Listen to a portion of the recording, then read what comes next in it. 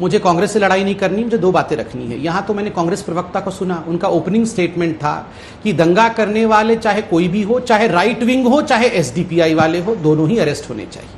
मतलब ये अल्लाहू अकबर का नारा लगा करके और नाराए तकबीर लगा करके जिस प्रकार से घर जलाए गए, ये सबके कान आज बंद हो गए हैं, कोई सुन नहीं पा रहा है कि नारे क्या लगाए गए। अगर जय श्री राम गलती से भी एक कहीं कह दिया गया होता तो अभी पूरे देश में बवाल कट गया होता। नंबर 2, इन्होंने कहा ना तो अंग्रेजों ने ना मुगलों ने हिंदू धर्म को डिस्ट्रॉय किया, तो अब क्या डिस्ट्रॉय होगा। देखिए, मैं हिंदुस्तान की जनता को कहना चाहता, आप जानते हैं सबसे बड़ा मंदिर अगर पूरे विश्व में भगवान का कहीं पर है तो वो अंकोर वट है। अंकोर वट वो हिंदुस्तान में नहीं है, कंबोडिया में है। वहां तक थे 100 वर्षों के अंदर, यहां इतनी मुट्ठी भर लोग रह गए हैं। और समाप्ति कोई 10 दिन में नहीं होती है, समाप्ति 500-600 साल में ही होती है। और इस प्रकार से चलता रहा। और मैं किसी को दोषी नहीं मान रहा हूं, एसडीपीआई को दोषी नहीं मान रहा हूं, मैं 2 कारणों को दोषी मान रहा हूं। एक तो हम शुतुरमुर्ग बने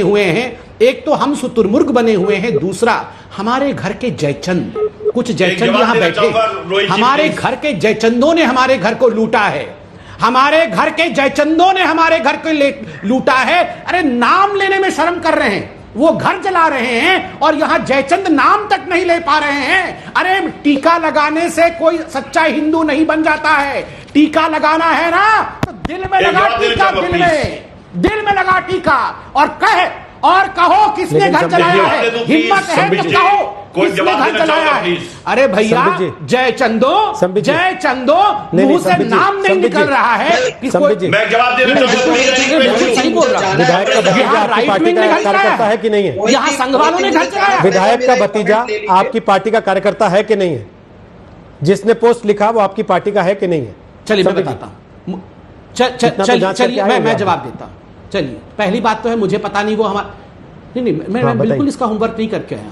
मैं बता रहा हूं, अगर मैं बोल रहा हूं वो विधायक भी सपोज करिए भारतीय जनता पार्टी का विधायक है, दलित भी नहीं है, मैं बोल रहा हूं मुसलमान भी होगा, और मैं बोल रहा हूं वो भारतीय जनता पार्टी का ही हो सकता है, उसका भतीजा भारतीय जनता पार्टी का भी होगा, तो आप पूरे भारतवर्ष को जला देंगे, एक जवाब देना तो आप हिंदुओं को मार डालेंगे क्योंकि किसी ने फेसबुक पे कुछ लिखा है, तो आप डीसीपी को गाड़ी को जला देंगे, डीसीपी को मारने की कोशिश करेंगे। ये न्याय है, ये जस्टिफिकेशन यहाँ कांग्रेस पार्टी दे रही है कि बीजेपी का कोई कार्यकर्ता, मैं नहीं जानता, ये जस्टिफिकेशन है।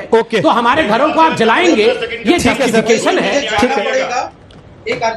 ओके, राजीव जी जवाब देना चाहते हैं, लेकिन राजीव जी थोड़ा सा रुकना पड़ेगा। एक बार जल्दी बुलवाइए उनसे, उनको जाना भी है, दोनों से उनको जाना भी है आग लगाने के लिए। शोएब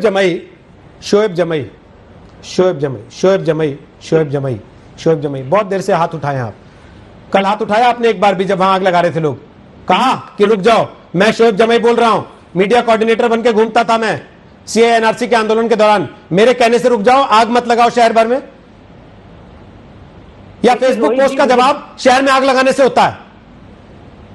देखिए रोहित जी, सबसे बड़ा मुझे तो बड़ा आश्चर्य हुआ कि जब आपने एक बार भी ये सवाल नहीं किया कि क्यों इस देश में बार बार मुसलमानों की भावनाओं को आहत किया जा रहा है, बार बार प्रॉफेट मोहम्मद सल्लल्लाहु अलैहि वसल्लम के खिलाफ आपत्तिजनक बातें की जा रही है। हमने तो कभी राम के खिलाफ आपत्तिजनक बातें नहीं की। अभी संबित पात्रा जी जो है, हालांकि मैं किसी भी हिंसा का समर्थन नहीं करता, मैंने कहा कि विरोध प्रदर्शन में हिंसा समाधान नहीं है, हालांकि मुसलमानों को इसका बहुत बड़ा चोट पहुंचा है। भाई साहब, आप समर्थन करिए ना करिए, आप ये बता चुके हैं कि किसी भी बात पे आप लोगों को आग लगाने के लिए सड़क पे उतरने को तैयार होंगे।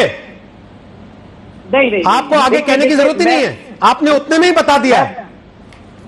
मैं बड़ा स्पष्ट रूप से एक बात बताना आपसे चाहूंगा कि इस देश में एक फैशन सा बन गया। अभी संबित जी कह रहे थे मुसलमानों को डिफाइन कर रहे थे, इस्लाम को डिफाइन कर रहे थे, मैं इनको एक डेफिनेशन देता हूं कि मुझे राम के और सनातन हिंदुत्व से कोई दिक्कत नहीं है, लेकिन भारतीय जनता पार्टी और आरएसएस के हिंदुत्व से सबको दिक्कत है, जो घर जलाने में यकीन रखती है, जो मस्जिद तोड़ने में यकीन रखती है।